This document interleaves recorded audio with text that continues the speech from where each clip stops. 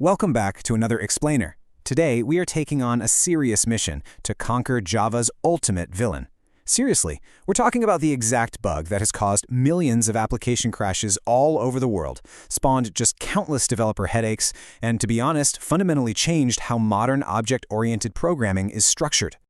I mean, are you just absolutely completely tired of the dreaded null pointer exception? Because I definitely know the pain. You know how it goes. You call a super simple method, maybe just fetching a user's name, you try to find its string length, and boom, your entire app just instantly crashes. The core problem with traditional Java is that a null return value is incredibly ambiguous.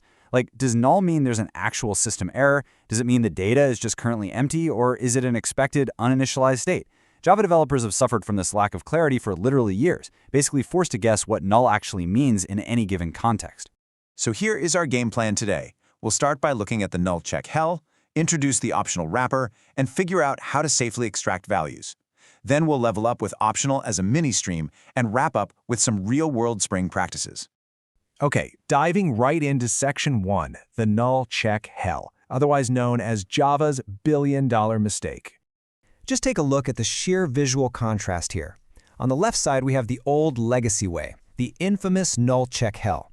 To safely get something as simple as a user city, you literally have to write an if statement checking if the user isn't null, then nest another one checking if the address isn't null, and finally check if the city itself isn't null.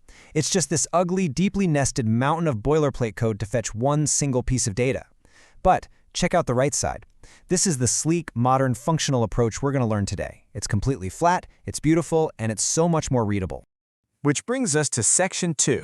Introducing the optional wrapper, basically Java 8's hero. So the absolutely crucial point here is understanding what optional actually is, because it's not magic. It's essentially just a container object. Think of it as a protective wrapper or like a delivery box. When an API or a method returns an optional, it's giving the caller an explicit guarantee. It's saying, hey, I might contain a valid object, or I might be totally empty, but I am absolutely never going to unexpectedly hand you a raw, dangerous null. And you create these protective wrappers using three main methods. First up is optional.of, but be careful, because this one is strict. If you accidentally try to wrap a null value with this method, it will instantly throw an exception. You only use this when you are 100% certain the value exists. But what if you aren't sure? Well, then you use optional.ofNullable, which safely takes either a real object or a null without complaining. And finally, if you explicitly want to just create and return an empty box, you simply call optional.empty. All right, Section 3, safely extracting the value, or opening the box. Now that you've got this beautifully wrapped optional, how do you actually use the data without crashing everything? Well, here are your extraction methods. But listen, I need to give you a massive warning right up front. Do not, and I mean do not, just blindly use .get. If the wrapper happens to be empty and you call .get, you're immediately hit with a no such element exception, which completely defeats the entire purpose of trying to keep your app crash-free. Instead, Java gives you these great safe parachute alternatives. You can manually check if it's present. You can provide a default fallback string with or else, dynamically calculate a fallback on the fly, or even intentionally throw a custom exception, if that's what your business logic needs. But honestly, this brings us to the absolute cleanest extraction method of the whole bunch, .ifPresent. This method is amazing. It takes a lambda expression and efficiently executes your code only if the value inside the wrapper actually exists. It perfectly, completely replaces all that old manual if not null logic. And if the box is empty, it elegantly does absolutely nothing. No errors, no checks, no crashes. It's fantastic. Moving on to Section 4, optional as a mini-stream, looking at advanced transformations. This is where it gets truly mind-blowing.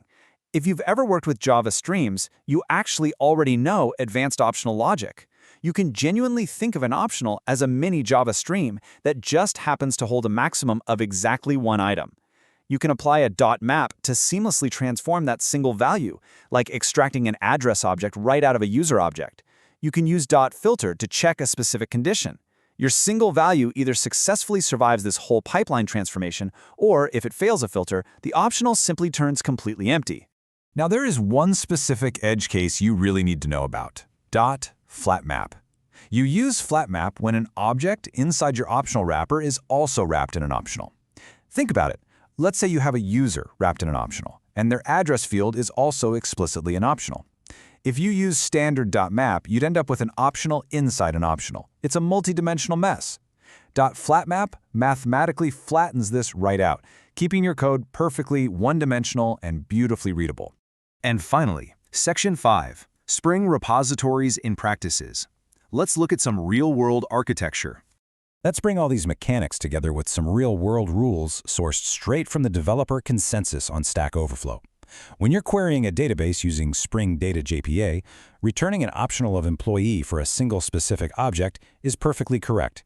It totally protects your code if that specific employee doesn't happen to exist in the database. But returning an optional of a list of students? Yeah, that's actually considered incorrect architecture. Why? Because Spring will naturally just return a zero-size empty list if no students are found. A Java collection already elegantly handles its own emptiness, so wrapping a list inside an optional is just entirely redundant. Which brings us to the ultimate golden rule of modern Java architecture. If you take one thing away from this explainer, let it be this. Optional is a return type, not a data type. You should absolutely never use optionals as class fields or class variables. They were designed strictly to be returned from methods to explicitly signal missing data to the caller. Wrapping all your internal class variables in optionals just creates a ton of unnecessary object creation, hurts your memory management, and heavily bloats your codebase. Just don't do it.